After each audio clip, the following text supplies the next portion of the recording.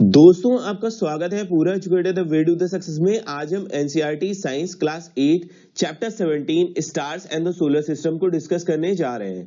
इस चैप्टर को हमने ऑलरेडी डिस्कस किया है ज्योग्राफी में। यहाँ पर हम साइंस में इसको थोड़ा सा ओवरव्यू करेंगे और यहाँ पर हमारा व्यू थोड़ा साइंटिफिक होगा। तो यहाँ पर आप कंफ्यूज ना हो, दोनों चैप्टर एक ही हैं। यहाँ पे हम कुछ ना कुछ नई चीजों को पढ़ेंगे जो हम वहां पर चूक गए थे वहां पे, क्योंकि हम एक ज्योग्राफर का व्यू रखे थे, अब हम यहाँ पे एक साइंटिस्ट का व्यू रखेंगे। तो चलिए जल्दी से देखते हैं, इसको स्किप मत करिएगा। यहाँ पे आप कुछ ना कुछ नया गेन करके जाएंगे, ये हमारी गारंटी है।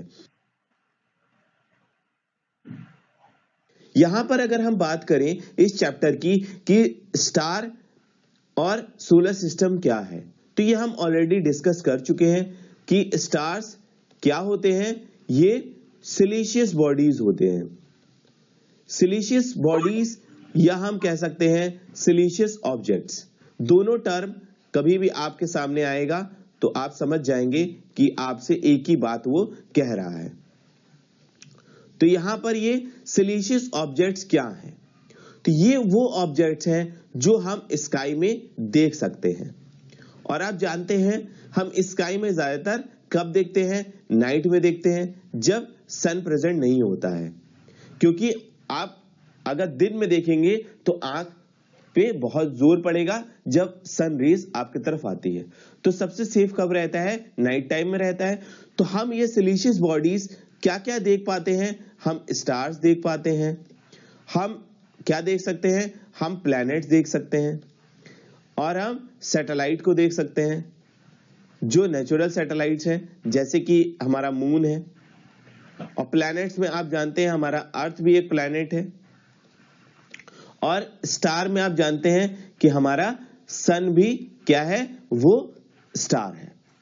और इनके अलावा भी कुछ ऑब्जेक्ट्स होते हैं जो कि मेटियोर्स हैं, मेटेओराइट हैं। ये सब सिलिशियस ऑब्जेक्ट्स ही होते हैं। यहां पर अब देखिए थोड़ा डेफिनेशन पे हम ध्यान देते हैं। जो हमारा स्टार है, the star, the planets, the moon and the other objects in the sky are called celestial objects. और इनमें मून को अगर आप देखेंगे तो ये हमको क्या दिखता है? ये हमारा ब्राइटेस्ट दिखता है। ये सबसे हमको तेज दिखाई देगा अगर आप इसको स्काई में देखेंगे, तो ये ब्राइटेस्ट ऑब्जेक्ट है। ये चीज आप यहां पर ध्यान रखेंगे। अब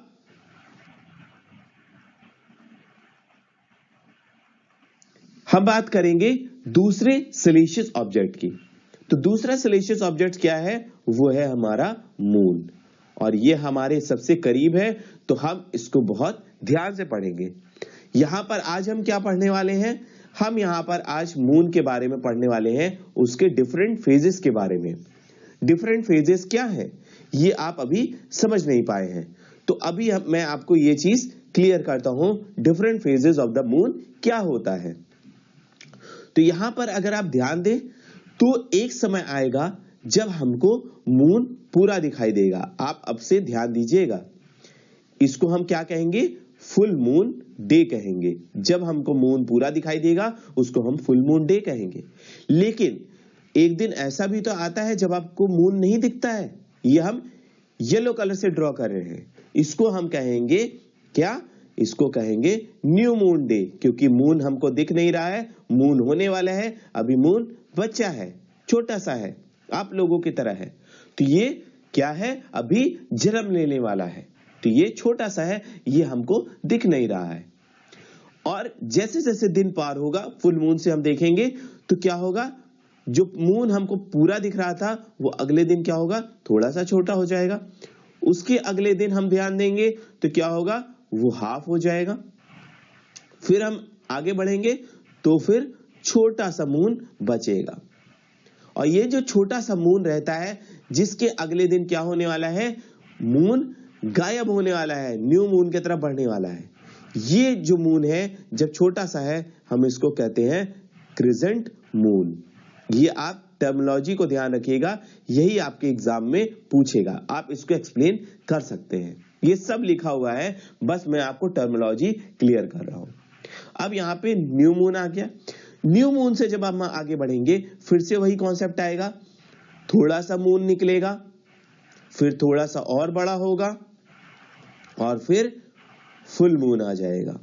तो यहां पर एक चीज और ध्यान दें आप, ये फुल मून से दूसरे फुल मून की तरफ आप जब बढ़ रहे हैं तो आपको कितना दिन लग रहा है? ये जो फुल मून है दूसरा वाला, इससे पहले वाले से दूसरे तक पहुंचने में कितना दिन लगेगा? तो आप आसानी से कहेंगे कि ये 29 डेज से थोड़ा सा ज्यादा लगेगा, थोड़ा सा स्लाइटली ज्यादा लगेगा 29 डेज से, एक फुल मून से दूसरे फुल मून तक आने में। ठीक है, यहां पर आप ये चीज क्लियर कर चुके हैं, बिल्कुल आपको ये चीज क्लियर हो गई है कि एक फुल मून से दूसरे फुल मून तक 29 डेज हमको लग रहा है। हम यहां पर चीजों को धीरे धीरे क्लियर करते चले जा रहे हैं। यहां पर अगर हम बात करें कि आखिर ऐसा क्यों होता है, हम कुछ ही पार्ट क्यों देख पा रहे हैं और धीरे धीरे क्या हो रहा है वो बढ़ रहा है, तो ऐसा क्यों हो रहा है? तो इसका जवाब है कि आप सन को जानते हैं। सन से क्या होता है? लाइट आती है, ये आपको एकदम क्लियर है। देखिए जैसे यहाँ पे आपको लाइट दिख रही है, यहाँ पे मैं येलो कलर से ड्रॉ कर रहा हूं कि हम हमेशा कहते हैं येलो लाइट आ रही है। और ये जब आपके मून पे पड़ती है, ये लाइट जब आपके मून पे पड़ेगी, यहां पर देखिए डायग्राम में, ये जब मून पे पड़ेगी तो ये क्या है? ये आप जो व्हाइट कलर का देख रहे हैं इसको मैं येलो कर दे रहा हूं। ये येलो कलर आपको और प्रोमिनेंट रहेगा। यहां पर ये आपको लाइट से क्या हो रहा है? लाइट हो जा रहा है, ये आपको क्लियरली दिखने लग रहा है। और ये आपको लाइट यहाँ पे पड़ रही है, यहाँ पर देखिए ये लाइट, यहाँ पर एक रे ले रहा हूं मैं, ये लाइट यहाँ से मून पे पड़ रही है और यहां से रिफ्लेक्ट बैक हो रही है आपके अर्थ के तरफ। आप कहीं भी खड़े होंगे तो आपको ये मून दिखेगा और ये आपको यहां पर हाफ दिखेगा। ठीक है, यहां पे आपको हाफ मून दिखा रहा है, ये आपको यहां पर क्लियर हो जाना चाहिए, ये ऐसा आपको क्यों दिख रहा है। क्लियर है? अब यहां पर अगर हम और अच्छे से इसको क्लियर करने की कोशिश करें तो हमको ये एक्टिविटी करनी होगी। यहां पर सेंटर में देखिए आप खड़े हैं और यहां पर आपका फ्रेंड खड़ा हुआ है। तो यहां पर आप क्या कर रहे हैं? आपने यहां पे सेंटर में अर्थ को लिया है और मून को चारों तरफ से आपने उसके ऑर्बिट के 8 पोजीशंस को ड्रॉ कर लिया है। यहां पर हम इसी 8 पोजीशंस को ड्रॉ कर रहे हैं। क्लियर है आपको बात? यही 8 पोजीशंस हम यहां पर ड्रॉ कर रहे हैं। और यहां पर आप ये देखेंगे जब हम इवनिंग में लेंगे, जब हम क्या करेंगे, जब हम इस एक्सपेरिमेंट को इवनिंग में करेंगे, जब हम शाम की बात कर रहे हैं, तो हम इसको, जो ये मून का व्हाइट साइड है, व्हाइट पार्ट जो होगा, व्हाइट और ब्लैक में हम डिवाइड कर रहे हैं ना मून को, ऐसे करके डिवाइड कर रहे हैं। ये हमारा क्या है? ये हमारा ब्लैक साइड है और दूसरा वाला हमारा व्हाइट साइड है। तो व्हाइट साइड को हम हमेशा क्या करेंगे? इसको हमेशा हम ईस्ट साइड में रखेंगे। लेकिन अगर यही एक्सपेरिमेंट हम आफ्टरनून में करते हैं, ये बिल्कुल ध्यान से देखिएगा, अगर आप ये एक्सपेरिमेंट इस तरीके से नहीं करेंगे तो गलत आने लगेगा। यहां पर अब जो व्हाइट साइड होगा, यहां पर आप ये क्या करेंगे? आपके वेस्ट साइड में आप रखेंगे। ठीक है, डायरेक्शन आप देख लीजिएगा, आप हमेशा इसको वेस्ट साइड रखेंगे। और जब आप इसको दिखाएंगे तो हमेशा जो ये व्हाइट साइड है ये आपके तरफ होना चाहिए। आपका फ्रेंड हमेशा व्हाइट साइड आपको दिखाएगा और रोटेट करेगा। और ये जो डायग्राम आप बनाएंगे, ये जो अलग अलग पोजीशंस आएगी उसको आप ड्रॉ करते जाएंगे कॉपी पर। तो आप ये देखेंगे कि क्लियरली आपको एक एक पोजीशन क्लियर हो जाएगी मून की। और यहां पर आप different phases of the moon को यहां पर स्टडी करेंगे। यहां पर अब आगे जैसे ही मैं बढ़ता हूं तो यहां पर आप देखिए ये जो पोजीशन है, यहां पर ये पोजीशन आपको क्या शो कर रही है? ये हमको शो कर रही है न्यू मून की, न्यू मून डे है ये। यहां पर आपको क्या है? मून नहीं दिखेगा। और ये जो पोजीशन है अगली वाली, देखिए छोटी छोटी आपको दिख रही है मून की शेप, ये क्या कहलाएगा? ये क्रिसेंट होगा मून। अब आपको ये क्लियर हो रहा होगा जो अभी मैंने आपको बताया था।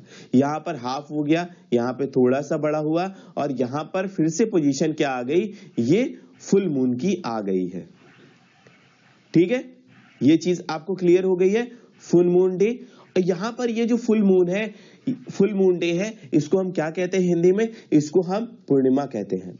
और जहां पर ये न्यू मून आ रहा है, इसको हम अमावस्या कहते हैं। इस दिन मून हमको बिल्कुल दिखाई नहीं देता है। ये चीज आपको आशा करता हूं क्लियर हो गया होगा। अब यहां पर अगर हम और देखें थोड़ा डीपली, यहां पर आप देख रहे हैं कि हम यहां पर शो कर रहे हैं सन को। दूसरे डायग्राम में ये सन है, सन के चारों तरफ मूव कर रहा है हमारा प्लैनेट अर्थ, ये हमारा अर्थ है। क्लियर है। अब अर्थ के चारों तरफ हमारा घूम रहा है नेचुरल सैटेलाइट मून, ये हमारा मून है। ये हम यहां पर घूमता हुआ देख रहे हैं। यहां पर आपको ये चीज क्लियर हो रही है, और ये डिफरेंट शेप्स, ये मूवमेंट के कारण ऐसा आपको दिखेगा जैसा कि अभी हम पढ़ रहे हैं ऊपर में। क्लियर है आपको। अब आपको ये चीज बिल्कुल क्लियर हो गई होगी। लेकिन एक क्वेश्चन हमेशा पूछा जाता है कि मून का हम हमेशा एक साइड ही क्यों देख पा रहे हैं। तो एक साइड हम क्यों देख पा रहे हैं, ये हम एक एक्सपेरिमेंट से करेंगे। यहां पर हम क्या करेंगे, अब आप यहां पर अपने दोस्त को खड़ा करेंगे। ये आप खड़े हैं और यहां पर सेंटर में आपका दोस्त खड़ा है। अभी तक आप क्या कर रहे थे, आप सेंटर पे खड़े थे, अब आपने पोजीशन को चेंज कर लिया। अब जब यहां पर आप घूमेंगे, चारों तरफ घूमेंगे, आप घूम रहे हैं, लेकिन आप यहां पर क्या है, अब आप मून हो चुके हैं, और आपके फ्रेंड की पोजीशन क्या है, ये अर्थ की है। ठीक है, ये चीज आप क्लियर रखेंगे। यहां पर ये जो मूवमेंट है, जो मून मूव कर रहा है, ये आप अलग अलग पोजीशंस, वो 8 आप ड्रॉ कर लेंगे जैसा हमने अभी आपको बताया था। यहां पर आप देखेंगे कि ये पोजीशन जैसे जैसे, लेकिन आप यहां पर क्या करेंगे, आप अपना फेस अपने फ्रेंड की तरफ करेंगे। ठीक है, हमेशा ये चीज ध्यान रखेंगे कि हर पोजीशन पे आपका फेस आपके फ्रेंड की तरफ होगा, आपका चेहरा आपके फ्रेंड की तरफ होगा। तो क्या अब अपना जो आपका बैक होगा, क्या आपका फ्रेंड कभी देख पाएगा, तो वो कभी नहीं देख पाएगा। जब हर पोजीशन पे आप देखेंगे, बैक क्या है, आपके फ्रेंड से अवे है, और फेस आपकी तरफ है। तो यहां पर हम कह सकते हैं, हम मून का हमेशा इसीलिए वन फेस ही देख पाते हैं, क्योंकि वो हमेशा अपना फेस हमको दिखाता है और बैक साइड हमको नहीं दिखाता है।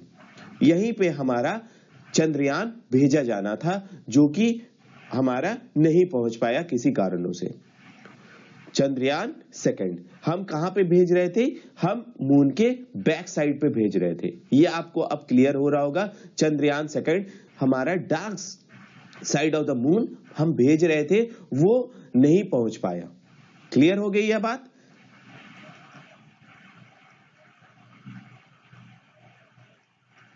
यहां पर अगर हम देखें, जो ये सरफेस है मून का, हम यहां पर कहते हैं मून का सरफेस, अगर हम पोएम में पढ़े अपने, अगर जो हमारे पोएट्स हैं वो जो मून के बारे में लिखते हैं, बहुत ही अच्छी लाइंस लिखते हैं, वो हमेशा अच्छी बातों को हमारे मून के बारे में बताते हैं। लेकिन यहां पर अगर आप मून पे पहुंचने का आपको सौभाग्य प्राप्त हो, तो आपको क्या पता चलेगा, आपको ये पता चलेगा कि मून का जो सरफेस है वो क्या है, डस्टी है और बैरन है, सूखा हुआ है। यहां पे बहुत सारे क्रेटर्स हैं। क्रेटर्स क्या है, वोल्केनो है। वोल्केनो का हमारा मुंह यहाँ पे बहुत डिफरेंट शेप्स के आपको यहाँ पे दिखेंगे। यहाँ पे डीप स्टीप के माउंटेन्स हैं, और यहाँ पे जो हाईएस्ट माउंटेन है वो हमारे एवरेस्ट से भी बड़ा है। आप देखेंगे अर्थ के एवरेस्ट से भी कई बड़े बड़े यहाँ पे माउंटेन्स पाए जाते हैं। ये हम यहाँ पर आप जब पहुंचेंगे आप यहाँ पर देख पाएंगे। ये आप यहाँ पर वैसे अगर आप नहीं भी पहुंच पा रहे हैं तो यहाँ पर ये आप डायग्राम से देख सकते हैं। देखिए मून है, ये कैसा अजीब सा लग रहा है देखने में, गड्ढे गड्ढे हैं। तो यहाँ पर इस मून पर हम तो नहीं पहुंच पा रहे हैं, लेकिन एक इंसान को ये सौभाग्य प्राप्त हुआ था वो है नील आर्मस्ट्रॉन्ग। ये अमेरिका के बहुत ही फेमस एस्ट्रोनॉट है जो कि कब पहुंचे थे? ये पहुंचे थे 21 जुलाई 1961 में। ये पहली बार पहुंचे थे नील आर्मस्ट्रॉन्ग। उनके बाद पहुंचे एडविन एल्ड्रिन। ये पहुंचे, ये दो लोग पहली बार नील आर्मस्ट्रॉन्ग और फिर एडविन एल्ड्रिन पहुंचे थे। यहां पर आपको मून के बारे में बहुत कॉन्सेप्ट मैंने क्लियर कर दिया है, आपको ये बिल्कुल क्लियर हो चुका होगा।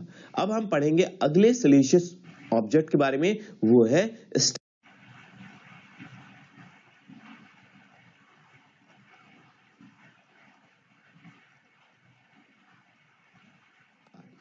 अब अगर हम स्टार की बात करें तो स्टार का आप जानते हैं वो क्या करता है, वो लाइट एमिट करता है, उसके खुद की लाइट होती है। हम ये सब पढ़ चुके हैं।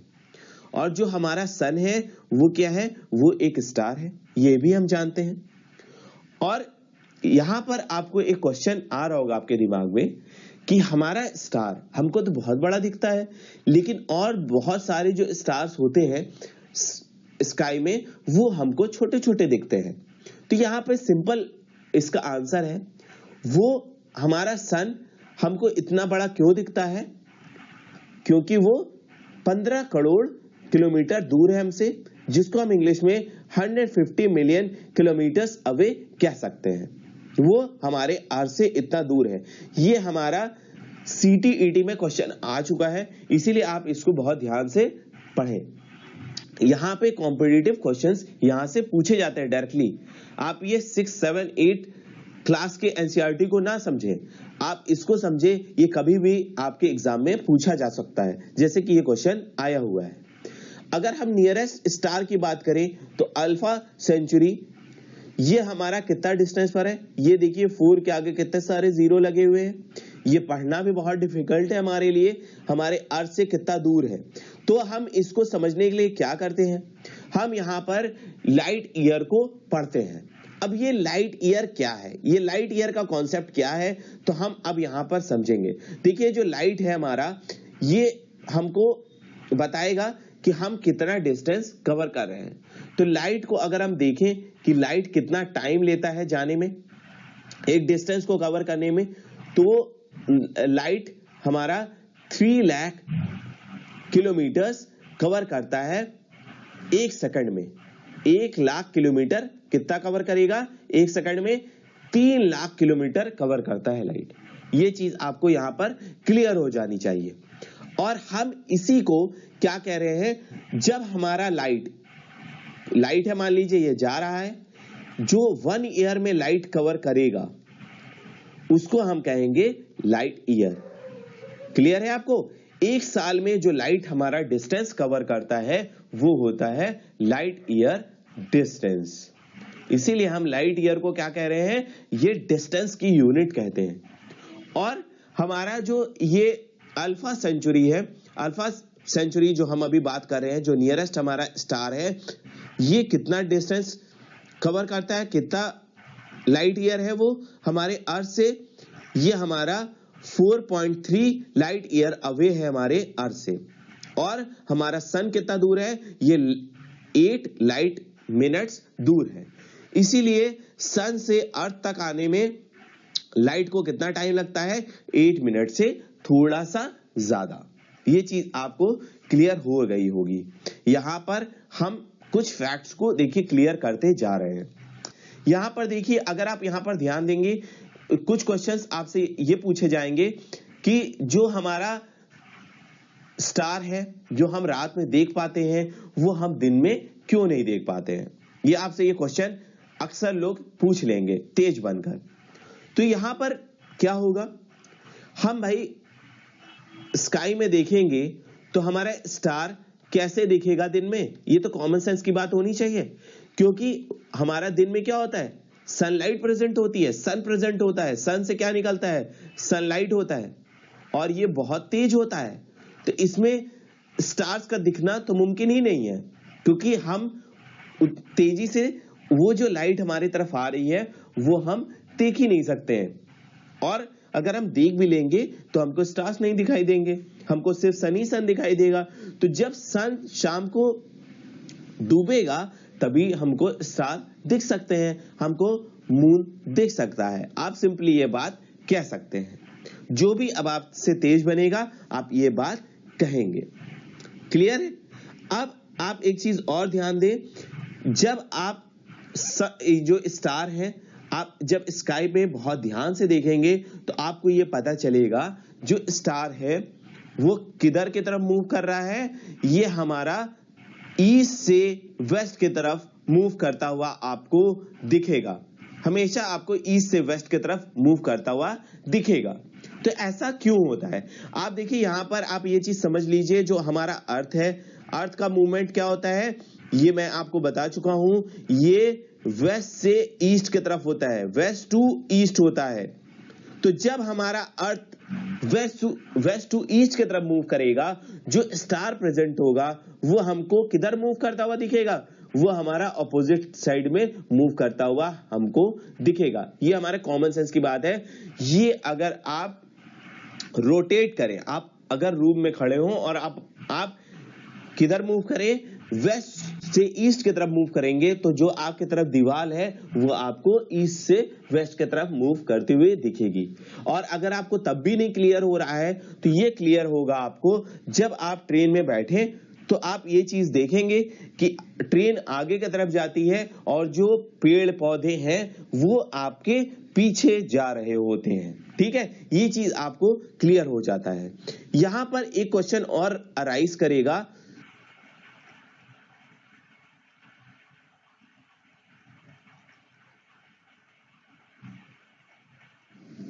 कि जो स्टार्स हैं वो सारे क्या मूव करते हैं इसी डायरेक्शन में?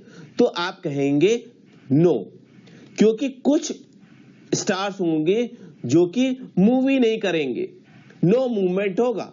क्या होगा? No movement. और ये मूवमेंट क्यों नो हम कह रहे हैं, ये हम एक एक्सपेरिमेंट से समझेंगे। यहां पर ये हमारा एक्टिविटी है, यहां पर हमने क्या लिया, अम्ब्रेला लिया है, छाता लिया है, वहां पे हमने अलग अलग स्टार को लगा दिया है। ये देखिए हर हमने कॉर्नर पे स्टार को लगा दिया है और एक स्टार को हमने सेंटर पे लगा दिया है। ये चीज आपको यहां पर मैं बिल्कुल क्लियर करने की कोशिश करूंगा और आप यहां पे ध्यान दीजिएगा। ये मैंने यहां पे इस अम्ब्रेला को मूव कराया, तो ये जब मूव करेगा तो जो किनारे वाले जो स्टार्स हैं, ये जो आपको स्टार दिख रहे हैं, ये आपको मूव होते हुए दिखेंगे। क्लियर है आपको? लेकिन सेंटर वाला आपको पोजीशन मूव करता हुआ नहीं दिखेगा, इसका जो पोजीशन होगा वो मूव नहीं करेगा, ये अपने पोजीशन पर स्टिल रहेगा। ऐसा क्यों होगा? क्योंकि वहां पे हमारा जो रॉड है अम्ब्रेला का वो वहां से पास हो रहा है और हम उसी के तो आसपास घुमा रहे हैं। तो ऐसा ही सेम पोजीशन हमारा अर्थ पे भी होता है। अर्थ का जो एक्सेस है, ये देखिए जो एक्सेस हमारा है, ये जो एक्सेस है ये पोल स्टार से पास होता हुआ दिखता है। ठीक है, ये हमारा एक्सेस जो अर्थ का है ये हमारा इसी पोजीशन से पास होता हुआ दिखता है। इसीलिए हम जब भी पोल स्टार की तरफ देखते हैं, नॉर्थ स्टार की तरफ देखते हैं, तो ये अपनी पोजीशन को छोड़ता हुआ नहीं दिखता है। ठीक है, ये चीज आपको अब क्लियर हो गई होगी कि क्यों पोल स्टार या नॉर्थ स्टार मूव होता हुआ नहीं हमको दिखता है। लेकिन अब यहां पे कुछ इंपॉर्टेंट टर्मिनोलॉजी और भी आती है, इसके अलावा भी यह है कॉन्स्टिलेशंस। कॉन्स्टिलेशंस क्या है? अब हम यहां पर डिफरेंट कॉन्स्टिलेशंस के बारे में डिस्कस करने जा रहे हैं। ये जो स्टार, अभी मैं जो सिंगल स्टार के बारे में पढ़ रहा था, अब यहां पे मैं मल्टीपल स्टार्स के बारे में पढ़ूंगा। जब कई सारे स्टार होते हैं, कई सारे स्टार होंगे, ये डिफरेंट पैटर्न्स पे होंगे और ये कुछ ना कुछ शेप बना रहे होंगे। इनको हम क्या कहेंगे? जब हम इनको देख लें कि ये अच्छा ये क्या हो रहा है, जब आप इसको अरेंज करेंगे तो आप देखो ओहो ये तो रेक्टेंगल बना रहा है, तो ये क्या हो गया, रेक्टेंगल शेप का कॉन्स्टेलेशन हो गया। ये ऐसा कोई कॉन्स्टेलेशन होता नहीं है, मैं आपको एक ऐसे ही ड्रॉ करके बता रहा हूं। इसी तरीके से आप अरेंज करेंगे, इसी को हम कॉन्स्टेलेशंस कहेंगे। तो इसका डेफिनेशन क्या होगा, देखिए, the stars forming a group that has a recognition shape is called a constellation. ये चीज आपको यहां पे क्लियर हो गई है और हम इसको इजीली आइडेंटिफाई कर सकते हैं। अगर हम इसको देखें तो हम इजीली आइडेंटिफाई कर सकते हैं अगर हम अपने ग्रैंड पेरेंट्स से कहें तो। और ये जो कॉन्स्टेलेशंस हैं ये किसने डिस्कवर किया था, ये एंशिएंट पीपल ने डिस्कवर किया था। तो एंशिएंट जो गॉड्स हैं या जो एंशिएंट ऑब्जेक्ट्स हैं उससे रिलेट करेगा, ये आज के ऑब्जेक्ट से ये रिलेट करता हुआ नहीं दिखता है, इसीलिए हम इसको आसानी से रिकॉग्नाइज भी नहीं कर पाते हैं, हम इसको समझ नहीं पाते हैं। इसीलिए जो पुराने लोग होंगे, जो हमारे ग्रैंड पेरेंट्स होंगे, वो हमको इसके बारे में बता सकते हैं। तो आप अपने ग्रैंड पेरेंट्स से इसके बारे में पूछिएगा। और कुछ कॉन्स्टेलेशंस के बारे में मैं आपको बता रहा हूं जो इस बुक में दे रखा है।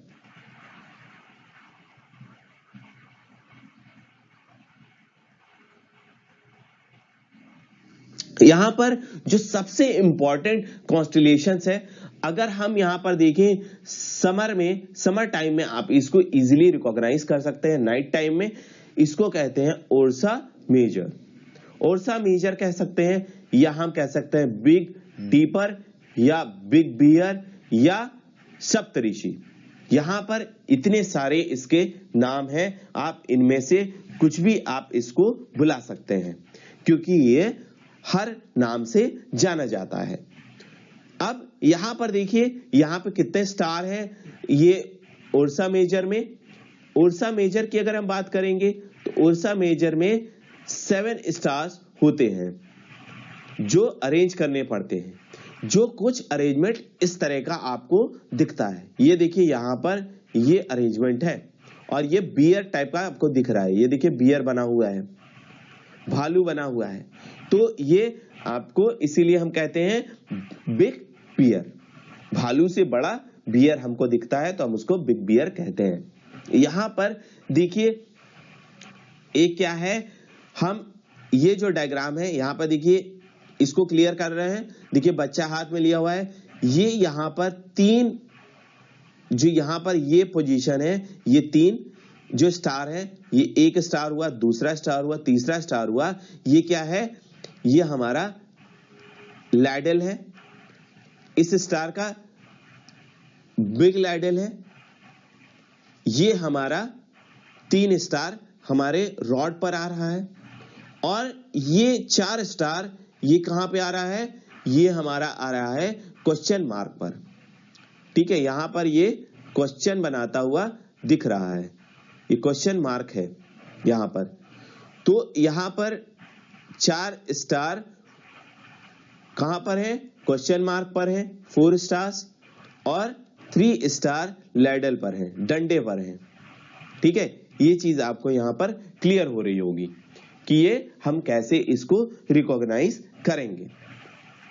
ठीक है, और ये जो कॉन्स्टेलेशंस हैं आप जब इनको ध्यान देंगे तो ये भी किधर मूव करते हुए दिखेंगे, ये भी मूव करते हुए ईस्ट टू वेस्ट दिखते हैं।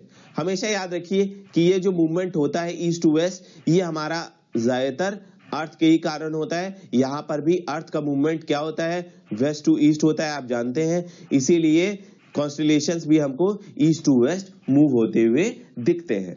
ये हम आसानी से ये समझ पा रहे हैं।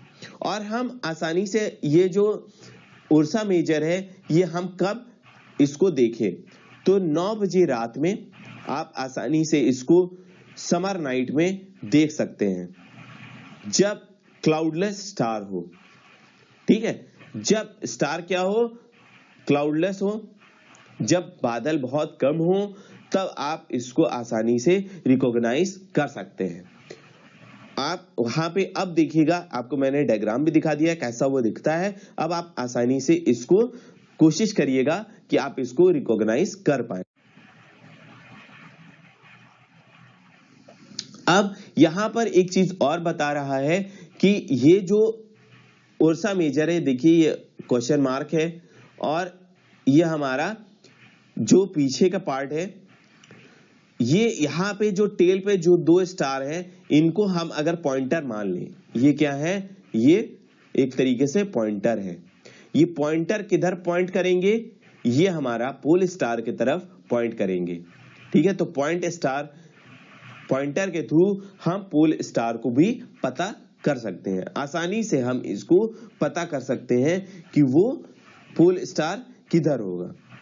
ठीक है, और ये किधर दिखता है हमको, ये नॉर्थ में दिखता है, तो हम इसको इसलिए नॉर्थ स्टार भी कहते हैं। ठीक है, ये चीज आपको यहां पर क्लियर हो गई है। और आप जब 2-3 घंटे के इंटरवल पर 2 से 3 घंटे के इंटरवल पे आप अगर लगातार इसको देखते रहेंगे तो आप देखेंगे कि इसमें कुछ मूवमेंट भी दिख रहा है। जो ये कॉन्स्टलेशन है इसमें मूवमेंट भी दिख रहा है। ये कॉन्स्टलेशन एक जगह स्थिर नहीं रहते हैं, ये अपनी जगह से मूव करते रहते हैं। तो यहां पर आपको ये चीज क्लियर हो गई है।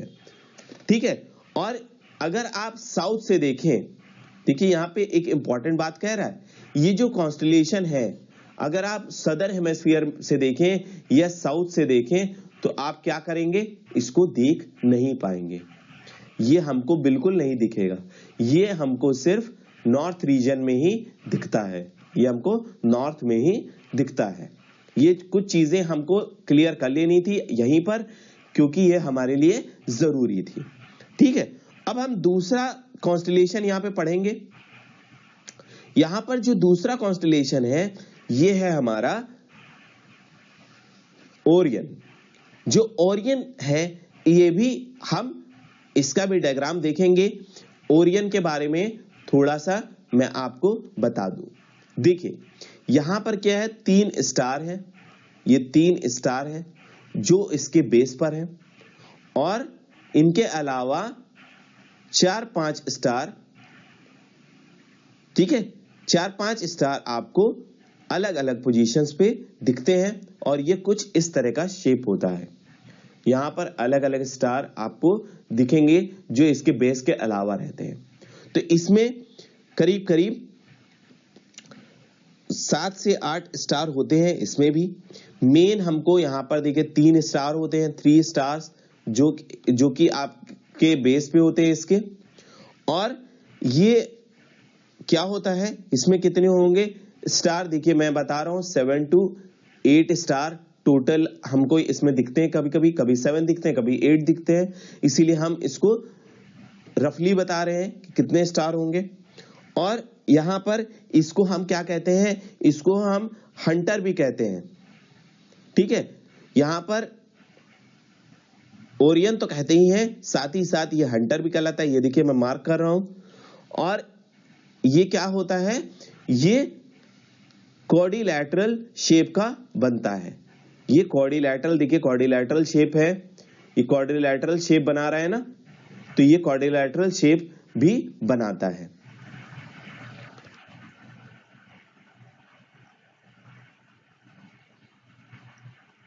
यहां पर अब जो ओरियन है, ओरियन एक स्टार को पॉइंट आउट करता है, वो है सीरिस स्टार। तो यहां पर ये जो सीरिस स्टार है, ये यहां पर देखिए ये जो बेस है इसका ओरियन का, ये पॉइंट आउट करेगा सीरिस स्टार की तरफ। ये देखिए यहां पे पॉइंट आउट कर रहा है। और ये सीरिस स्टार बहुत ही ब्राइट स्टार है, आप इसको आसानी से आप स्काई में देख सकते हैं। ये बहुत ही ब्राइटेस्ट होता है स्काई में, ये आसानी से आप लोकेट कर सकते हैं ओरियन के आसपास। ठीक है, तो यहां पर अगर आप स्ट्रेट लाइन खींचे ओरियन से तो आपको यहां पर दिख जाएगा। तो ओरियन क्या है, ये आप देख सकते हैं, ये वॉरियर था, तो ये आपको यहां पे बना हुआ दिख रहा है डायग्राम में। अगर हल्का हो तो आप अपनी बुक से देख लीजिएगा। देखिए ओरियन कुछ इस तरह का वॉरियर था। एंशिएंट टाइम में इनके बारे में ये बताया जा रहा है, इनको अरेंज किया जा रहा है, तो कुछ शेप ऐसा ही आपको दिख रहा है ओरियन का भी। ठीक है, इसके अलावा तीसरा जो कॉन्स्टिलेशन है, ये बहुत इंपॉर्टेंट कॉन्स्टिलेशन है। ये क्या है इनका नाम? इनका नाम है कैसियोपिया। ठीक है, कैसियोपिया। ये कैसियोपिया जो कॉन्स्टिलेशन है ये नॉर्दर्न स्काई में ही ये भी दिखता है। ये हम देखिए यहां पर जो ओरियन की बात कर रहे थे या हम कैसियोपिया की बात कर रहे हैं, ये दोनों कहां दिखेंगे, ये कब दिखेंगे? ये हमेशा हमको विंटर में दिखेंगे, ये चीज याद रखिएगा। जो हमारा कॉन्स्टिलेशन उर्सा मेजर था वो समर में दिखता था। ये दोनों ओरियन या जो हम बात करेंगे यहां पे कैसियोपिया की, ये दोनों आपको कब दिखेंगे? ये हमको हमेशा विंटर में दिखेंगे। और ये क्या होता है, इसका शेप कुछ उल्टा फुल्टा डब्ल्यू की तरह होता है, कोई भी शेप हो सकता है डब्ल्यू का, कुछ इस तरह का ये दिखता है। क्लियर है आपको बात? ये आप अर्ली इन द नाइट में आप देख सकते हैं। अगर आप इसको अर्ली नाइट में देखें तो आप इसको देख पाएंगे। ठीक है, ये आपको आसानी से दिख जाएगा। और ओरियन को अगर देखें तो आपको लेटर इवनिंग में आपको देखना होगा, तो आपको ये दिख जाएगा। और कॉन्स्टिलेशन की अगर हम बात करें, यहां पे देखिए कुछ इंपॉर्टेंट बात कह रहा है। यहां पे सिर्फ 4-5 ही कॉन्स्टिलेशंस स्टार से नहीं बनता है, ये उससे ज्यादा भी हो सकता है, कई ज्यादा यहां पे कॉन्स्टिलेशंस हो सकते हैं। अब यहां पर हम बात कर रहे हैं ये अगले टॉपिक पर। यहां पर कॉन्स्टिलेशंस आप यहां पे समझ चुके हैं। देखिए यहां पर हमने 3 मेजर कॉन्स्टिलेशंस को डिस्कस किया है, आपके एग्जाम में यहीं से आएगा। और इसके अलावा अब हम बात करेंगे सोलर सिस्टम की। तो सोलर सिस्टम में क्या है? सोलर सिस्टम देखिए क्या कहता है द सोलर सिस्टम। ये सोलर सिस्टम में मेन क्या है? हमारा सन है, ये आप जानते हैं। सबसे मेन होता है हमारा सन, जहां से लाइट और एनर्जी पास होती है। उसके चारों तरफ प्लैनेट्स घूम रहे हैं। और प्लैनेट्स के चारों तरफ कौन घूम रहा है बताइए? अभी मैंने बताया प्लैनेट्स के चारों तरफ घूम रहे हैं सैटेलाइट्स। और अगर हम अपने सैटेलाइट की बात करें तो अपना जो सैटेलाइट है ये है मून, और अपना प्लैनेट जो है वो है अर्थ। क्लियर है बात? यहां से सारी लाइट और एनर्जी हमको मिल रही है, प्लैनेट्स हैं और मून है। यहां पर जो प्लैनेट्स हैं, प्लैनेट के बारे में आप देखेंगे यहां पे 8 प्लैनेट्स है, और मून तो हर आप अलग अलग सैटेलाइट में देखेंगे तो अलग अलग मून प्रेजेंट होता है। और ये एक दूसरे से ऐसे क्यों जुड़े हुए हैं? ये हमारा है एक ही कारण, वो है ग्रेविटी के कारण, ग्रेविटेशनल फोर्स के कारण ये एक दूसरे की तरफ अट्रैक्टेड रहते हैं और ये एक ऑर्बिट में फॉलो होते हैं। ये एक पर्टिकुलर ऑर्बिट में मूव करते रहते हैं।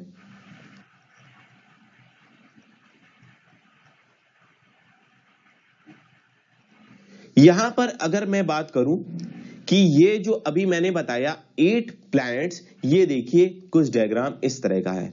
यहां पे सेंटर पर आपको दिख रहा है हमारा सन, ये सन है, और उसके सबसे करीब है मरकरी, उसके बाद है वीनस, मार्स, फिर आता है मरकरी, वीनस, फिर है हमारा अर्थ, फिर मार्स, जुपिटर, फिर सैटर्न, यूरेनस, और सबसे बाहर है नेपच्यून। तो यहां पर देखिए एक बेल्ट है अर्थ का बेल्ट है। ठीक है, यहां पर ये अर्थ बेल्ट है। अर्थ के अंदर के जो प्लैनेट है ये हमारा इंटीरियर प्लैनेट्स कहलाते हैं। मरकरी और वीनस ये इंटीरियर प्लैनेट्स हैं। और उसके बाद आता है हमारा अर्थ के बाद आता है मार्स के बाद देखिए एक ये अलग सी एस्टेरॉइड बेल्ट है। एस्टेरॉइड की बेल्ट हमारे मार्स और जुपिटर के बीच में है, ये आप हमेशा याद रखेंगे। ये हमारा एस्टेरॉइड बेल्ट है। ये बेल्ट कहां पे पाया जाएगा? एस्टेरॉइड बेल्ट ये हमारा मार्स और जुपिटर के बीच में पाया जाता है। ये चीज आप यहां पर ध्यान रखेंगे। ठीक है, यहां पर ये मार्स से पहले वाले जितने भी हैं, मार्स से पहले जितने भी आप देखेंगे ये सब टेरेस्ट्रियल प्लैनेट्स कहलाते हैं। और जुपिटर से नेपच्यून तक जितने भी प्लैनेट हैं ये जुबिलियन प्लैनेट कहलाते हैं। ठीक है, यह बिग प्लैनेट्स कहलाते हैं, आउटर प्लैनेट्स कहलाते हैं। इनसे पहले देखिए, ये 8 से पहले भी एक सैटेलाइट हुआ करता, ये प्लैनेट हुआ करता था हमारे ऑर्बिट में, वो था प्लूटो। लेकिन 2006 में इसको हटा दिया गया। इंटरनेशनल एस्ट्रोनॉमर जो यूनियन है, इसने 2006 में कहा कि ये अपनी ऑर्बिट को फॉलो नहीं करता है, ये अपनी ऑर्बिट से निकलकर ये नेपच्यून के ऑर्बिट में चला जाता है, ये अपने ऑर्बिट को फॉलो नहीं करता है, ये अपने पाथ को फॉलो नहीं करता है। इसीलिए हम क्या कह सकते हैं, इसको हम कहेंगे कि ये प्लैनेट नहीं है। तो ये प्लैनेट जो होते हैं ये एक डेफिनेट पाथ को फॉलो करते हैं, उसको हम ऑर्बिट कहते हैं। इसकी देखिए डेफिनेशन को हम यहाँ पे पढ़ लेते हैं। यहाँ पर a planet has a definite path in which it orbits around the sun. This path is called orbit. ये चीज आपको क्लियर हो गई है। और ये जो टाइम लेता है सन के चारों तरफ घूमने में, ये पीरियड ऑफ रिवोल्यूशन कहलाता है। ठीक है, ये जो चारों तरफ घूम रहा है यहाँ पर प्लैनेट सन के चारों तरफ, इसको हम क्या कहेंगे, ये कहलाएगा रेवोल्यूशन। यही कहलाता है रेवोल्यूशन। ठीक है, और जब प्लैनेट अपनी दूरी पे घूमे, अपनी ही एक्सेस पे जब घूमता है, तो इसको हम क्या कहते हैं, इसको हम कहते हैं रोटेशन। ये दो कॉन्सेप्ट आपको क्लियर हो जाना चाहिए। रोटेशन लाता है हमारा डे एंड नाइट। क्या लाता है, डे और नाइट आता है इसके कारण, और रेवोल्यूशन के कारण आता है डिफरेंट सीजन्स। मौसम में जो चेंज आता है वो आता है हमारा रेवोल्यूशन के कारण। ठीक है, ये चीज आपको यहाँ पर क्लियर हो गई होगी। यहाँ पे आप छोटी छोटी बातों को यहाँ पर ध्यान दीजिए, ये कहीं से भी क्वेश्चन उठा के ये लोग पूछ लेते हैं।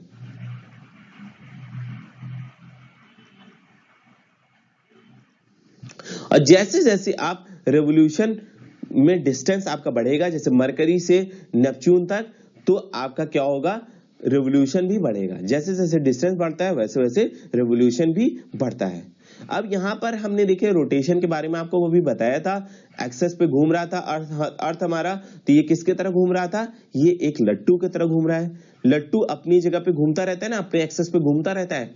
इसके कारण क्या हो रहा था, ये दिन और रात हो रहा था। ये क्या जो टाइम ले रहा है, इसको हम क्या कहेंगे, ये जो टाइम लेगा रोटेशन में, इसको कहेंगे time taken by a planet to complete a rotation is called its period of rotation. उसको पीरियड ऑफ रोटेशन कहते हैं। और अगर रिवॉल्व करे तो वो पीरियड ऑफ रेवोल्यूशन कहलाता है। ये चीज आपको बिल्कुल क्लियर हो गई है। ठीक है, यहां पर देखिए, जो हमारा अर्थ है ये हमारा जनरली क्या करता है, हमारे सन के चारों तरफ घूमता रहता है। सन के चारों तरफ हमारा अर्थ घूमता रहता है, और अर्थ के चारों तरफ क्या होता है, हमारा प्लैनेट क्या है, हमारा प्लैनेट अर्थ है। और अर्थ के चारों तरफ घूमता क्या है, हमारा नेचुरल सैटेलाइट घूमता है। ठीक है, नेचुरल सैटेलाइट क्या है, अब देखिए यहाँ पे जो ये नेचुरल सैटेलाइट है, अब यहाँ पे कॉन्सेप्ट आपका और बिल्ड होगा। नेचुरल सैटेलाइट्स घूमते हैं, ये हमारा नेचुरल सैटेलाइट है मून। मून के अलावा भी कुछ सैटेलाइट हम अपने प्लैनेट से छोड़ते हैं, जो रॉकेट के थ्रू जाता है। इनको रॉकेट कैरी करता है, और ये जाके हमारे अर्थ जो जियो स्टेशनरी ऑर्बिट होती है, अर्थ के ही चारों तरफ घूमते रहते हैं। ठीक है, ये अलग ऑर्बिट ले लेते हैं और ये मैन मेड होते हैं।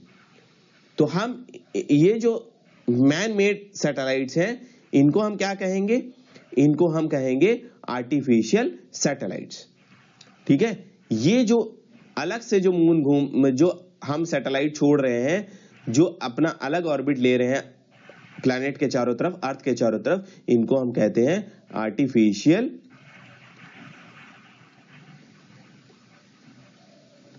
क्या कहते हैं? Artificial satellite. क्योंकि ये मैन मेड है ना, तो हम इसको आर्टिफिशियल सैटेलाइट कहेंगे। क्लियर है? ये सी है, ठीक है, आई है। क्लियर है? ये आर्टिफिशियल सैटेलाइट्स कहलाते हैं। हम इनके बारे में बहुत डिटेल में नहीं जाएंगे क्योंकि हमको ऑलरेडी इसको पढ़ना है। तो यहां पर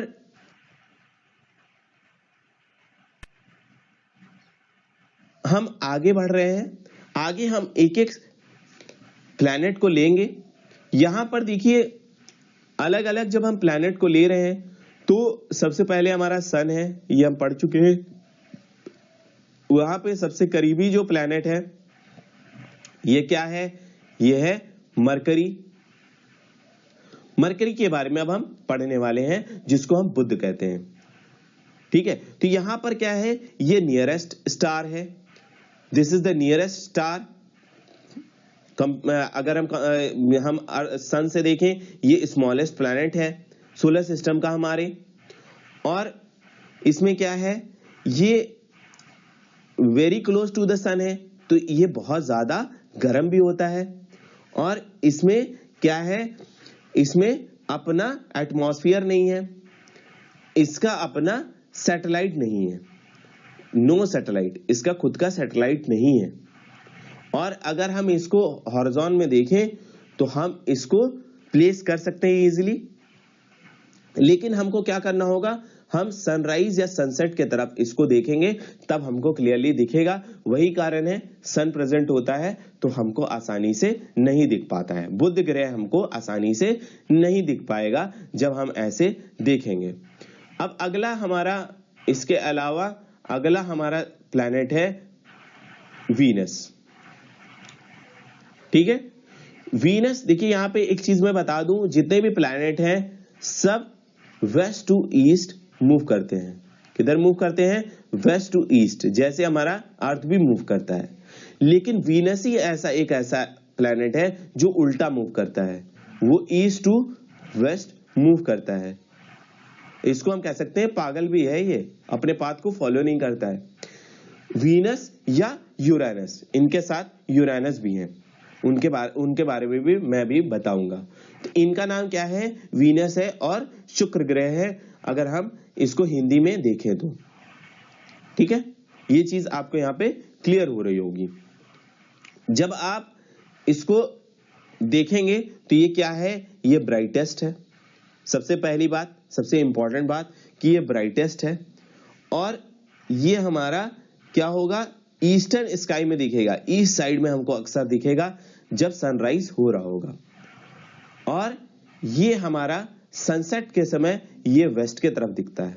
ये चीज आपको यहाँ पे क्लियर हो रही होगी। इसीलिए हम इसको मॉर्निंग और इवनिंग स्टार भी कहते हैं, क्योंकि ये मॉर्निंग और इवनिंग में हमको दिखता है आसानी से, इसीलिए हम इसको मॉर्निंग और इवनिंग स्टार कहते हैं। इसका खुद का मून नहीं है, सैटेलाइट नहीं है, ये हम जानते हैं। और इसका अनयूजुअल रोटेशन है, ये मैंने आपको अभी बताया, ये ईस्ट टू वेस्ट मूव करता है। और अगर हम इसको देखें टेलीस्कोप से देखने का अगर हमको सौभाग्य प्राप्त हो तो इसमें भी डिफरेंट फेजेस होते हैं। ये हमको कुछ मून के तरह दिखता है। देखिए जैसे अलग अलग शेप हमको मून का दिख रहा था ना, कुछ ऐसे ही अलग अलग शेप हमको मून का जैसे दिखता है, वैसे ही हमको वीनस का भी दिखता है अगर हम इसको टेलीस्कोप से देखें। अब अगला जो हमारा प्लैनेट है, जो हमारा खुद का प्लैनेट है, वो है अर्थ। थर्ड हमारा है अर्थ। वो हमारा अर्थ का मूवमेंट आप जानते हैं वेस्ट टू ईस्ट है। हम इनके बारे में बहुत इंपॉर्टेंट है, तो हम इसको काफी डिटेल में यहाँ पे डिस्कस करने वाले हैं।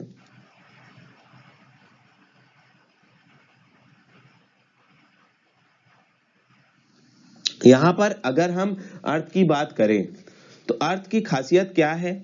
यहाँ पे लाइफ प्रेजेंट है।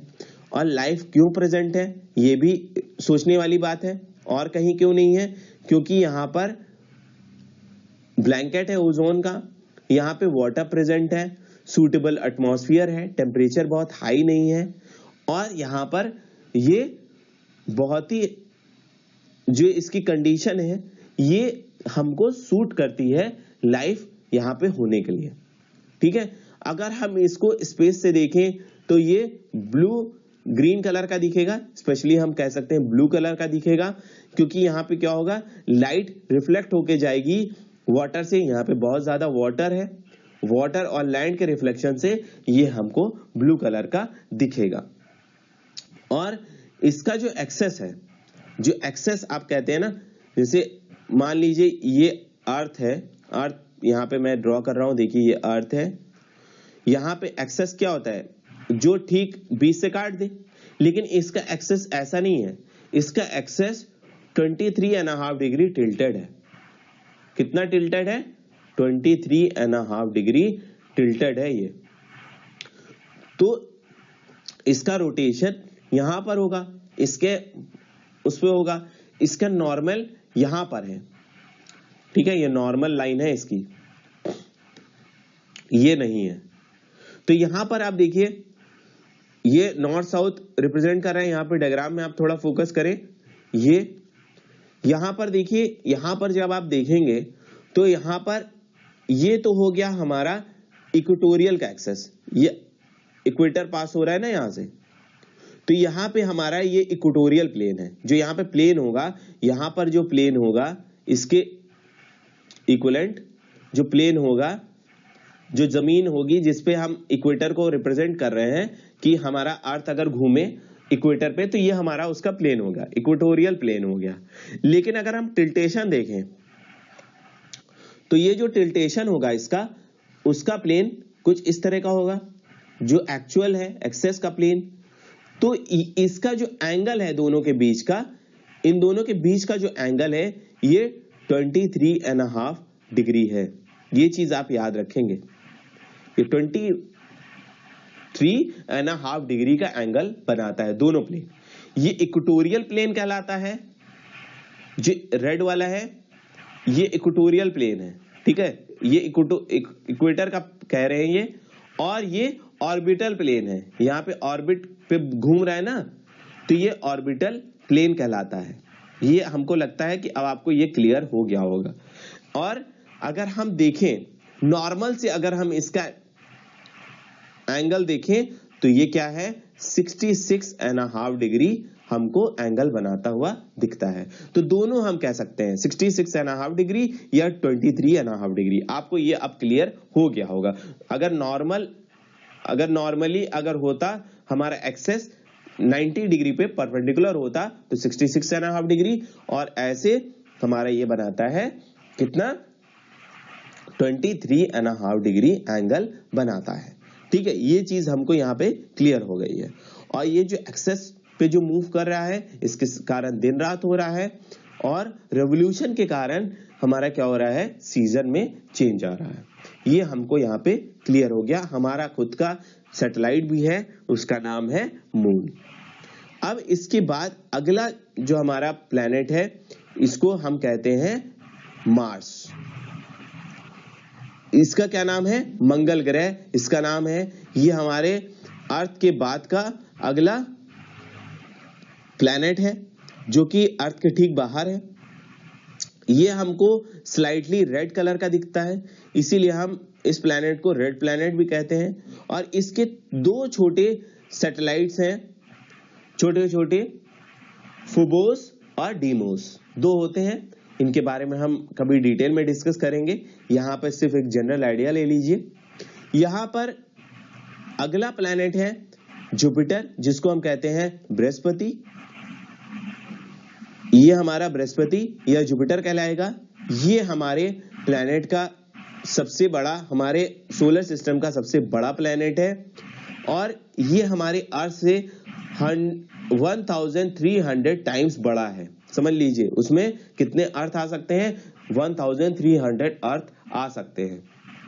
और अगर हम मास के कंपैरिजन में डिस्कस करें, ये कितना उसका वेट होगा, तो ये 318 टाइम्स बड़ा है, ठीक है। और इसका ऑर्बिट जो है, जो ये अर्थ के चारों तरफ घूम रहा है अपने एक्सेस पर, जो खुद के एक्सेस पे जो घूम रहा है, ये बहुत तेज घूमता है और ये सबसे बड़ा है, इसीलिए इसका रेवोल्यूशन भी बहुत तेज होता है। लेकिन आप जानते हैं डिस्टेंस के हिसाब से, सन से जो डिस्टेंस होगा उस हिसाब से रेवोल्यूशन भी बढ़ता जाता है, क्योंकि उसको डिस्टेंस भी ज्यादा कवर करना पड़ता है। यहां पर अगर जुपिटर की बात करें तो यहाँ पे बहुत सारे सैटेलाइट्स हैं जुपिटर के। यहाँ पे कितने सारे सैटेलाइट है बताइए, आपको पता होना चाहिए। यहाँ पे जुपिटर के 67 सैटेलाइट्स हैं, ऑल टोटल 67 सैटेलाइट्स हैं, जिनमें सबसे बड़ा गैमेडी है, ठीक है। अगर हम इसको, जुपिटर को अगर हम टेलीस्कोप से देखें तो हल्का सा एक हमको रिंग दिखता है, पतले पतले फेंट टाइप का हल्का सा रिंग दिखेगा, और ये हम जब प्लेन हमारा क्लाइमेट हो, साफ हो, तब हम इसको देख सकते हैं। अब अगला हमारा प्लैनेट है, वो है सैटर्न। ये बहुत ही सुंदर दिखता है, ये बहुत ही सुंदर दिखेगा। अगर आप आसमान में देखेंगे तो ये बहुत ही सुंदर दिखेगा। ये आखिर इतना सुंदर क्यों दिखता है? क्योंकि इसके रिंग है और ये येलो कलर का है। आप जब इसको देखेंगे तो ये येलोइश कलर का है। ये प्लैनेट शनि ग्रह सैटर्न, ये येलो कलर का है और बहुत ब्यूटीफुल दिखता है,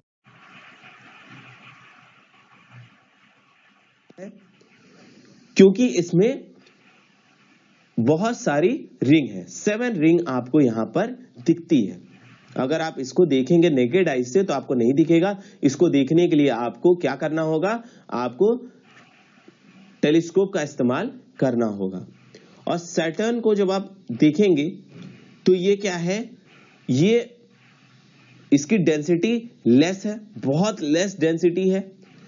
इवन इसकी डेंसिटी वाटर से भी कम है, ठीक है। अब हम अगले सैटेलाइट की तरफ बढ़ रहे हैं, वो है यूरेनस। यूरेनस और नेपच्यून, हम इनके बारे में पढ़ने जा रहे हैं। देखिए यूरेनस और नेपच्यून। जो यूरेनस है, जैसा कि मैंने आपको बताया था, ये ऑपोजिट डायरेक्शन में मूव करता है। सारे जो प्लैनेट्स हैं, वीनस और यूरेनस को छोड़ के सारे किधर मूव करते हैं? वेस्ट टू ईस्ट मूव करते हैं, ठीक है। लेकिन यूरेनस किधर मूव करता है? ईस्ट टू वेस्ट मूव करता है। और साथ ही साथ अपने भाई को किसको लेकर जाता है? ये भाई को या बहन को आप कह सकते हैं, वीनस को, ठीक है। और इसको सबसे पहली बार इसको सैटेलाइट से देखा गया था, इसको टेलीस्कोप से देखा गया था। सबसे पहली बार टेलीस्कोप से देखने वाला प्लैनेट अगर कहा जाएगा तो वो यूरेनस है, ये आप कहेंगे, ठीक है। ये चीज आपको क्लियर होनी चाहिए। और इसका जो टिल्टेशन है, जो इसका एक्सेस है, ये बहुत ही ज्यादा लेटा हुआ है। इसका जो टिल्टेशन है, मतलब कि इसका जो एक्सेस है वो कुछ इस तरह का है। तो इसीलिए हम इसको क्या कहते हैं? हम इसको लाइंग प्लैनेट भी कहते हैं। क्लियर है? ये सोया हुआ प्लैनेट भी कहलाता है, इसीलिए क्योंकि इसमें एकदम एक्सेस जो है लेटा हुआ है। ये चीज आपको यहां पर क्लियर हो जानी चाहिए, ठीक है। यहां पर अगर हम ध्यान दें, देखिए नेपच्यून की ये सबसे बाहरी है, और बाहरी होने के कारण क्या है? ये बहुत ही ज्यादा ठंडा है।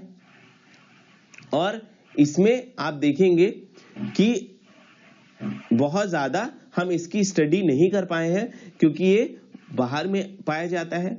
और यहां पर हम अगर जनरली अगर बात करें सारे प्लैनेट्स की, अब हम यहाँ पे प्लैनेट्स कंप्लीट कर चुके हैं। यहाँ पे अगर हम आउटर प्लैनेट्स की बात करें, मरकरी, वीनस, अर्थ, मार्स, ये सन के करीबी हैं।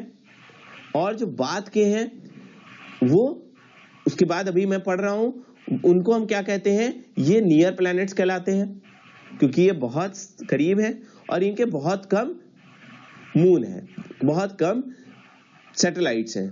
लेकिन अगर अर्थ के बाद की बात करें, जो प्लैनेट्स हैं जैसे मार्स, ठीक है, मार्स के बाद वाले जुपिटर, सैटर्न, यूरेनस और नेपच्यून, ये बहुत दूर है, इसीलिए हम इनको क्या कहते हैं, इनको हम आउटर प्लैनेट्स भी कहते हैं। इनर प्लैनेट अंदर वालों को 4 इनर प्लैनेट्स हैं और 4 आउटर प्लैनेट्स हैं, ये चीज आप याद रखेंगे। और इनके बहुत ज्यादा मून भी हैं, और इन दोनों के बीच में जो ये 4 प्लैनेट्स आगे हैं और 4 प्लैनेट्स बाद में हैं, इनके बीच में एस्टेरॉइड घूमता है, इसको हम एस्टेरॉइड बेल्ट कहते हैं। ये चीज मैं आपको पहले ही बता चुका हूं। ये देखिए यहां पर आपको ये बेल्ट दिखा रहा है, ये एस्टेरॉइड बेल्ट कहलाता है, ठीक है, एस्टेरॉइड बेल्ट्स ये कहलाते हैं। तो यहां पर हमने सारे सैटेलाइट्स के बारे में बात कर ली है, ये बहुत ही इंपॉर्टेंट था। अब हम कुछ और इनके अलावा हम कुछ और ऑब्जेक्ट्स के बारे में डिस्कशन कर लेते हैं। देखिए यहां पर अगला जो सबसे इंपॉर्टेंट है वो है एस्टेरॉइड। एस्टेरॉइड मैंने जैसा आपको बताया है मार्स और जुपिटर के बीच में पाया जाता है।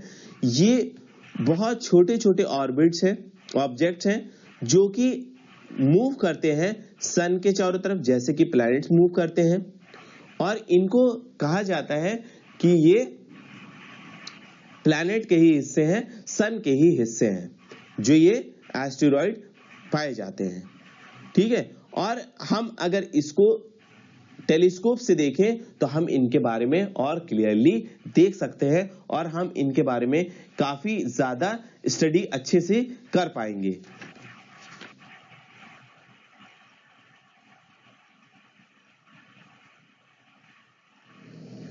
और मैं अगर ध्यान दूं कि और कौन कौन से ऑब्जेक्ट हैं हमारे सोलर सिस्टम में, तो अगला है कॉमेट। कॉमेट्स के बारे में अगर मैं बताऊं तो क्या है, इसका हेड होता है, बर्न करता है, और इसका टेल रहता है, कुछ इस तरह का आपको दिखता है। अभी इसके बारे में मैं डिटेल में बताने वाला हूं। देखिए ये क्या है, ये सन के चारों तरफ ऑर्बिट लेता है, और इसका जो ऑर्बिट होता है ये कंप्लीट इलिप्टिकल ऑर्बिट होता है, और ये बहुत ज्यादा इलिप्टिकल होता है। ये इसके चारों तरफ रिवॉल्व करता है। यहां पर आप देखेंगे कि ये सन के करीब होने के कारण, यहां पे आप इस डायग्राम में ध्यान दीजिए, यहां पे आप देखिए, ये देखिए इतने पास में है कि सन ग्लेज से ये बर्न करने लगता है, और इसका जो हेड होगा और इसके टेल जनरेट हो जाएगा, बर्न करने से टेल निकल आता है, और इसका जो टेल होगा ये अवे फ्रॉम सन होगा, क्योंकि अगर मान लीजिए हेड इधर है, वो बर्न कर रहा है, तो बर्न करते हुए धुआं टाइप का आग किधर निकलते हुए दिखेगी, पीछे की तरफ निकलेगी।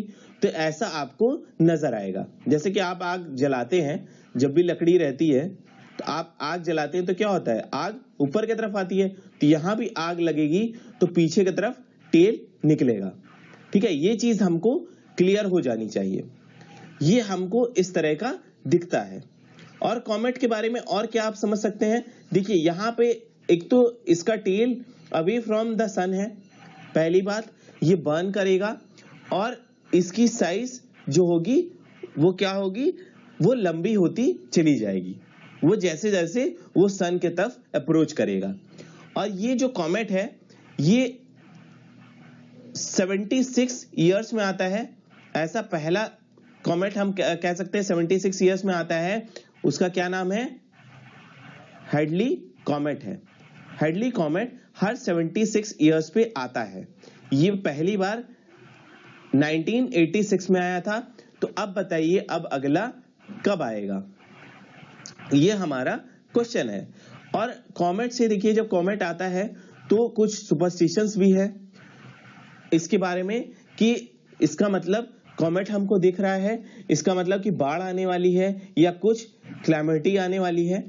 तो इस तरह की अफवाहें भी फैलती हैं, जब कुछ इस तरह का होता है तो अफवाहें भी बहुत सारी फैलती हैं। अगला जो हमारा यहाँ पे ऑब्जेक्ट है, सिलिशियस ऑब्जेक्ट, वो है मेटियोर्स। मेटियोर्स और मेट्यूराइड। दोनों में डिफरेंस क्या है? देखिए स्लाइड से डिफरेंस है। यहां पर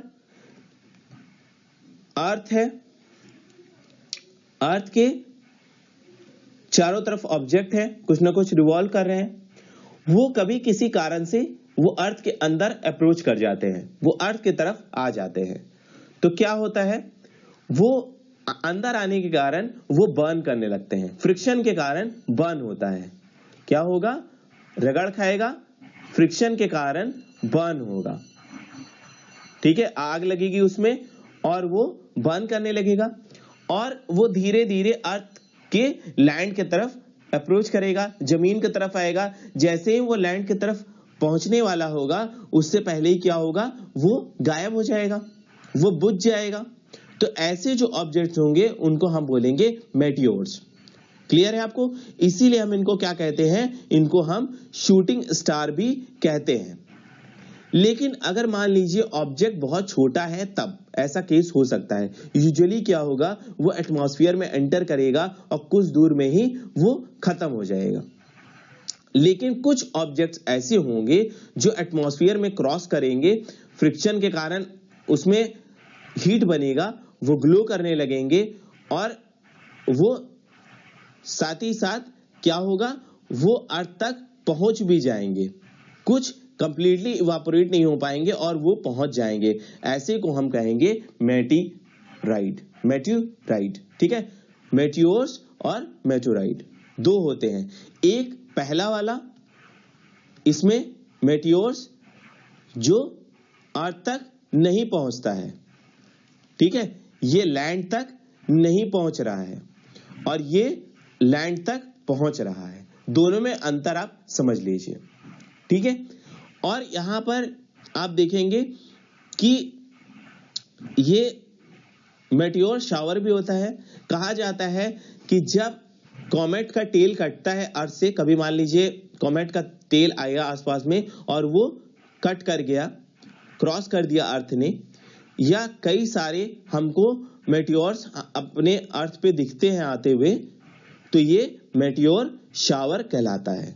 ठीक है, ये चीज बहुत ही सिंपल है, इसको बहुत समझने की जरूरत नहीं है। जब बहुत सारे मेटियोर आएंगे तो वो मेटियोर शावर कहलाएगा।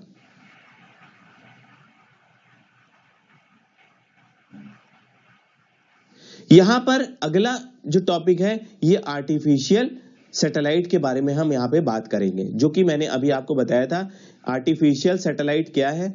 आर्टिफिशियल सैटेलाइट वो सैटेलाइट्स हैं जो कि मैन मेड हैं, जो अर्थ के चारों तरफ घूमेंगे तो जरूर, लेकिन ये अर्थ के चारों तरफ किसने भेजा है? हमने भेजा है।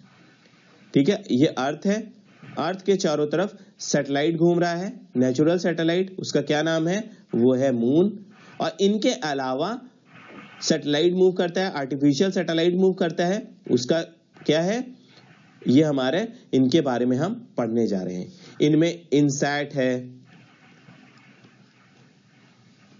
IRS है, रिमोट सेंसिंग सैटेलाइट, कल्पना है, कई सारे हैं। ठीक है, कल्पना फर्स्ट है, फिर एडूसैट है, कई सारे सैटेलाइट्स ऐसे हैं, एडूसैट 1 2 3 ऐसे करके बहुत सारे हमको सैटेलाइट्स देखने को मिलते हैं। तो ये सैटेलाइट हमारे किस काम के हैं? ये हमको वेदर के बारे में बताएंगे। जब हम इनको छोड़ेंगे तो वेदर फोरकास्टिंग हमको एक्यूरेट पता चलेगी, टेलीविजन का सिग्नल पता चलेगा, हमको प्रॉपर्ली आएगा, रेडियो सिग्नल्स या रेडियो सेंसिंग, टेलीकम्युनिकेशंस हम इससे आसानी से कर सकते हैं। ये हम इनको इसीलिए खुद के लिए डेवलप करते हैं। सबसे पहला सैटेलाइट जो हमने लॉन्च किया था वो है आर्यभट्टा। आर्यभट्टा आर्टिफिशियल सैटेलाइट पहला इंडियन सैटेलाइट है, इसको आप याद रखिएगा, ये एग्जाम में आपसे कभी भी पूछा जा सकता है। ठीक है, इसमें जियो स्टेशनरी सैटेलाइट भी होते हैं और भी कई तरह के सैटेलाइट्स होते हैं, हम उनके बारे में आगे क्लासेस में डिस्कस करेंगे। यहां पे आप ये समझ लीजिए, ये मैन मेड है, ये इंसान छोड़ता है खुद के काम की आसानी के लिए, हम वेदर फोरकास्टिंग कर पाए और कई चीजों को स्टडी कर पाए जो हम अर्थ पे अच्छे से स्टडी नहीं कर सकते, वो हम सैटेलाइट छोड़ देते हैं और अच्छे से स्टडी की जाती है। इंडिया का जो लॉन्चिंग पैड है वो सतीश धवन है, और ऐसे ही यहाँ पे जो ऑर्गेनाइजेशन है उसका क्या नाम है, इसरो है, और अमेरिका का जो ऑर्गेनाइजेशन है उसका नाम है नासा। इनके बारे में हम जानते हैं। देखिए सैटेलाइट कुछ इस तरह के दिखते हैं, यहाँ पर आप ये देख सकते हैं। तो यहाँ पर ये हमने कंप्लीट कर लिया है। आशा करते हैं ये चैप्टर आपको पसंद आया होगा। यहाँ पे देखिए कुछ कीवर्ड्स हमने सीखे हैं, इनको आप गो थ्रू कर लीजिए जल्दी से, और समरी जरूर पढ़ लीजिएगा। देखिए मैं समरी आपको इसीलिए दे देता हूं अलग से एक स्लाइड में। इसको जो आप पढ़ लेंगे तो पूरा आप चैप्टर एक बार में समझ सकते हैं। Thank you friends. If you like our work, please subscribe to the channel Pura Educator the way to the success. Share करिए ज्यादा से ज्यादा अपने दोस्तों को, और कमेंट करिए अगर आप ऐसे ही वीडियो और चाहते हैं तो। Thank you once again. We'll meet you very soon with a new video. Thank you.